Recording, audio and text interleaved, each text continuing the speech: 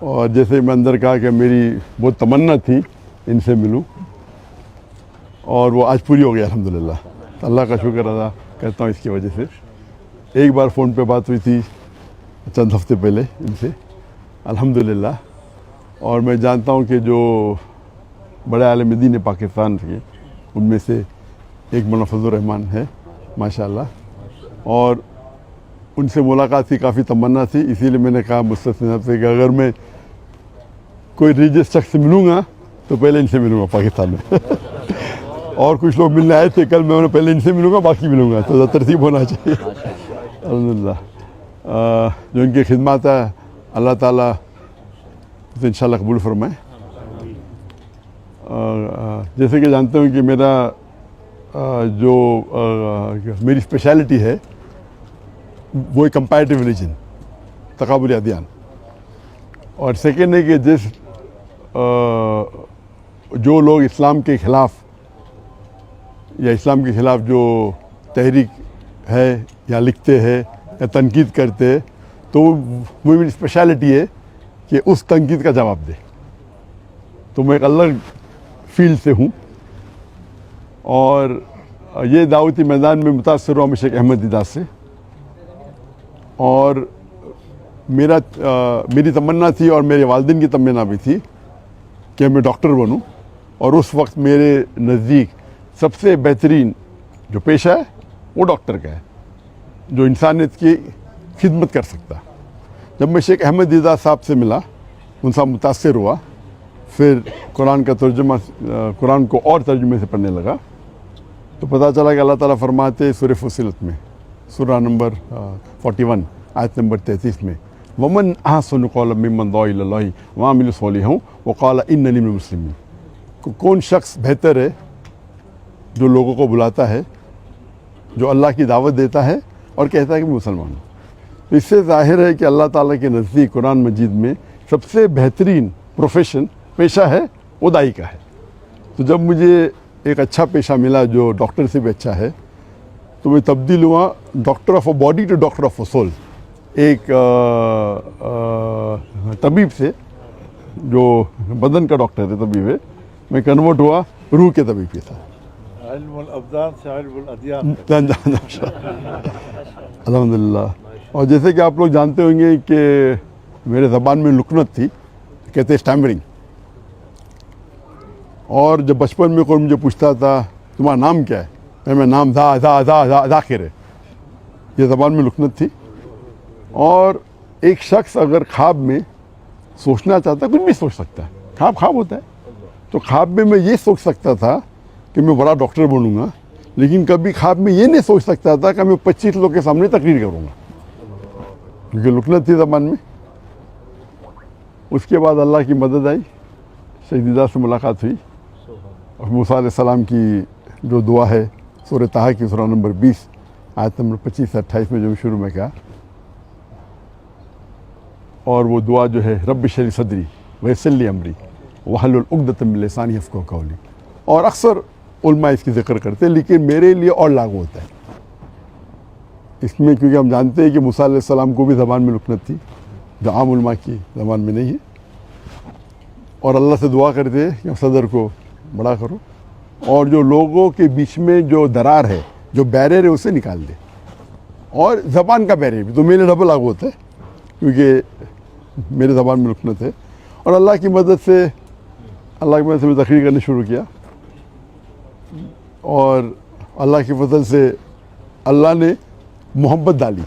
تو میں ناچیز ہوں، میں جانتا ہوں کہ میرے سے زیادہ کروڑوں لوگ جو علم رکھتے اسلام کا اس کے بارے میں، لیکن اللہ نے محبت ڈالی لوگوں کے دل میں میرے لیے.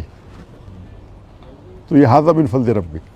اور پاکستان میں ذرا زیادہ محبت ڈال دی اللہ نے تو اسی لیے پاکستانی سے لگا ہوا ہے. اور ماشاءاللہ کئی پاکستان جب میں جاتا ہوں گلف کنٹری میں، چاہے سعودی عربیہ ہو یا دبئی ہو یا قطر ہو یا UK ہو یا امریکہ ہو، تو اکثر پاکستانیوں سے ملاقات ہوتی ہے. تو میرے فون کے لسٹ میں پاکستانی کی تعداد سب سے زیادہ ہے نیشنلٹی میں. حالانکہ پاکستان جو میں آیا تھا بہت پہلے آیا تھا 1991 میں، 33 سال بعد ابھی آیا. اور یہ پہلے بار انشاءاللہ جو امید ہے ایک تقریر کے سلسلے میں. اور اللہ تعالیٰ سے دعا کرتا ہوں کہ یہ محبت اور بڑھائے. اور میرا مشن ہمیشہ رہا کہ جو اللہ تعالیٰ فرماتے ہیں قرآن مجید میں سورہ عمران میں سورہ نمبر 3 آیت نمبر 103 میں وَاعْتَصِمُوا بِحَبْلِ اللَّهِ جَمِيعًا وَلَا تَفَرَّقُوا کہ اللہ کی رسی کو مضبوطی سے پکڑو اور آپس میں مت بٹو، آپس میں تفرقہ مت کرو. تو یہ میرے لائف کا ایک مشن ہے. اور جو قرآن کی جو اہم آیت ہے جو میرے لیے ماسٹر کی ہے، ماسٹر کی دعوتی میدان میں، وہ سورہ عمران سورہ نمبر 3 آیت نمبر 64 میں جو اللہ تعالیٰ فرماتے کل یا اہل کتاب، او اہل کتاب یہود و نصارہ تعالوا الی کلمۃ سواء بین بینکم، آؤ ہم اس بات کی طرف جو آپ اور ہمیں یکساں ہے. سب سے پہلی بات اللہ نعبد الا اللہ، کہ ہم اللہ کی ایک عبادت کریں.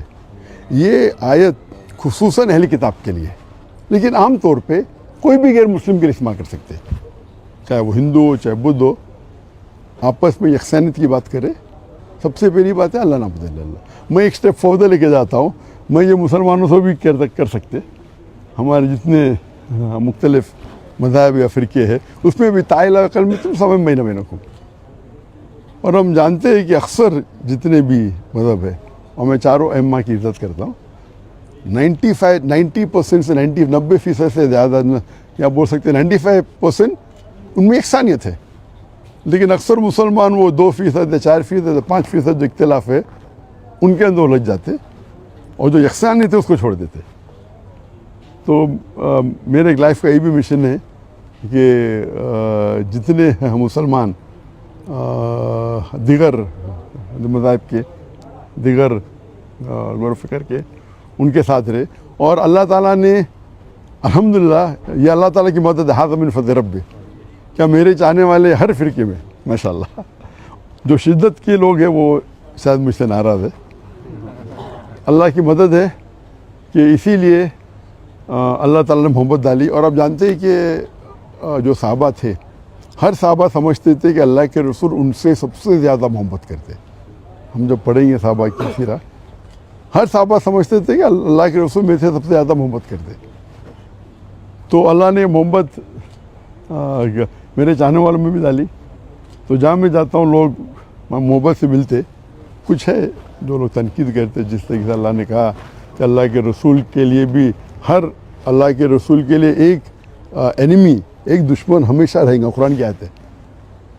تو جو لوگ اللہ سے کام نکالتا ہے ان کو شہرت کے ساتھ ساتھ لوگ ان کے خلاف بھی ہوتے. تو یہ پارٹ اینڈ پارسل ہے. تو دعوتی میدان کا ایک پارٹ اینڈ پارسل حصہ ہے. لیکن میں ہمیشہ چاہتا ہوں کہ لوگ قرآن اور اللہ کے رسول کی بات پہ یکساں ہو اور یونائٹ ہو. اس کے اوپر ایک میں نے تقریر کی تھی، دا یونٹی ان دا مسلم امہ، امت میں کیسا ایک یونٹی پیدا کرے.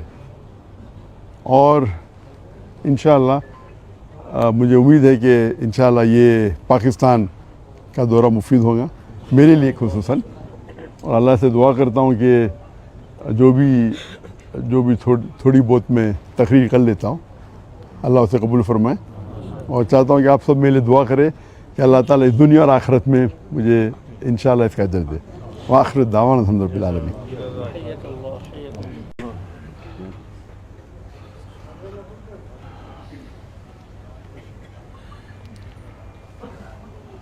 بسم اللہ الرحمن الرحیم، وصلی اللہ علی النبی الکریم وعلی آلہ وصحبہ وبارک وسلم. ہمارے نہایت قابل احترام مہمان گرامی جناب ڈاکٹر ذاکر نائک صاحب اور ان کے ساتھ شریک وفد، میں دل کی گہرائیوں سے انہیں خوش آمدید کہتا ہوں. جس طرح ہمارے گھر کو انہوں نے آج رونق بخشی، ان کی تشریف آوری سے ہمارا پورا ملک خوش قسمت ہے. اور پورے ملک میں ان کے لیے ایک استقبال ہے، ان کے لیے خوش آمدید ہے. اور اللہ تعالیٰ سے دعا ہے کہ اللہ تعالیٰ ان کی یہ تشریف آوری ان کے عزت میں بھی اضافے کا سبب بنے اور جو مشن ان کے سامنے ہے دین اسلام کی دعوت کا، اس میں مزید اللہ تعالی برکت نصیب فرمائے۔ اس میں کوئی شک نہیں ہے کہ آج کے دور میں اسلام پر ہر طرف سے حملے ہو رہے ہیں اور طرح طرح کے سوالات لوگ اٹھا رہے ہیں، اور جس طریقے سے ڈاکٹر صاحب ان کے سوالات کا جواب دیتے ہیں، حوالہ جات کے ساتھ دیتے ہیں، نقلی جوابات بھی ہیں اور عقلی جوابات بھی ہیں، لاجک کے ساتھ بھی گفتگو کرتے ہیں، اور جس سے کہ یہ امت مسلمہ کی طرف سے ایک دفاع ہوتا ہے، دین اسلام کی طرف سے ایک دفاع ہوتا ہے، اور جس میں صرف مسلمانوں کو وحدت کی دعوت نہیں بلکہ غیر مسلموں کو بھی اسلام کی طرف دعوت دینے کا سبب بنتا ہے، اور بہت سی دنیا کے مسلمان وہ ان کی دعوت پر مسلمان بھی ہوئے ہیں، ایمان کے نور سے منور ہوئے ہیں، کلمہ شریف ان کو نصیب ہوا ہے۔ تو ظاہر ہے کہ ان کی مشن اور ان کی محنت اور ایک مسلسل جدوجہد کے نتیجے میں اللہ تعالیٰ نے یہ نتائج مرتب کیے ہیں، اور یہ محنت ایک ثمرآور محنت ہے۔ اللہ تعالیٰ ہم سب کو صراط المستقیم پر چلنے کی توفیق بھی عطا فرمائے، استقامت بھی نصیب فرمائے۔ میں دل کی گہرائیوں سے آپ کی طرف سے بھی، پوری جماعت کی طرف سے، جمعیت علماء اسلام پاکستان کی طرف سے، پورے پاکستانی قوم کی طرف سے ان کو خوش آمدید کہتا ہوں دل کی گہرائیوں سے۔ اور وہ یہاں پر مہمان نہیں ہیں، وہ یہاں میزبان ہیں، اور یہ ان کا اپنا گھر ہے، اور ایک اسلامی ماحول اور مسلمانوں کا ماحول ان کو نصیب ہے، تو یقیناً وہ پاکستان میں اپنی موجودگی کو انشاءاللہ سکون کا باعث سمجھیں گے، راحت کا باعث سمجھیں گے، اور اللہ کرے کہ ان کی پاکستان میں موجودگی مسلسل سکون، راحت اور اطمینان کا ذریعہ بنے۔ وآخر دعوانا الحمدللہ رب العالمین۔ دعا کر لیتے ہیں پھر جی سارے۔ مولانا حسن محمود صاحب ذرا آگے تشریف لیں۔ مولانا